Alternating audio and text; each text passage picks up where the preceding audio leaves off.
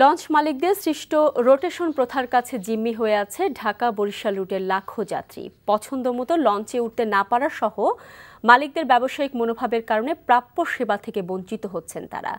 বরিশাল থেকে লঞ্চ যাত্রীদের দুর্ভোগের কথা জানাচ্ছেন আক্তার ফারুক শাহিন, ক্যামেরায় ছিলেন গোবিন্দ সাহা।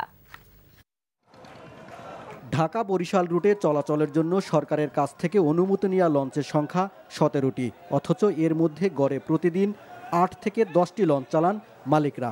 লোকসানের অজুহাত দেখিয়ে রোটেশন প্রথা চালু করে বাকি লঞ্চগুলোকে বসিয়ে রাখা হয়।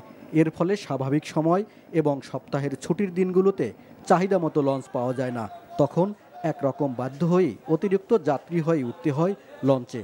এই রোটেশনের কারণেই আপনি মনে করেন যে লঞ্চটা ঢাকা থেকে ছেড়ে বরিশাল আসে, বরিশাল থেকে ওই দিনে ছেড়ে যায়, কিন্তু তারপর দিন কিন্তু আবার ঢাকা থেকে আর ছাড়ে না।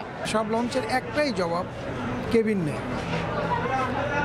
এই যে একটা দুঃসহ যন্ত্রণা, কেবিন নাই, এটা নিয়ে আসলে এই যাত্রাপথে একটু বিব্রতকর। লঞ্চ যদি আরও কিছু বাড়াইতো, সিন্ডিকেট প্রথাটা বাতিল করতো, তাহলে ভালো হতো আমাদের জন্য। যাত্রী দুর্ভোগের জন্য দায়ী এই রোটেশন প্রথার বিরুদ্ধে আন্দোলন হয়েছে।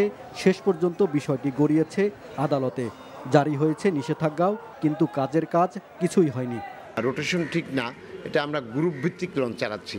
এই গ্রুপ ভিত্তিক লঞ্চ চালাতে বিধায় এইটুকু একটু সমস্যা হচ্ছে।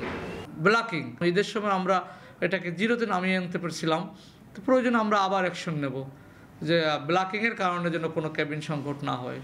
রোটেশন প্রথা চালুর কারণ হিসেবে মালিকরা বলছেন লোকসানের কথা, কিন্তু 2-3 বছর আগেও যেখানে ঢাকা বরিশাল রুটে লঞ্চ ছিল 11 থেকে 12টি, সেখানে সেই সংখ্যা দাঁড়িয়েছে 17তে।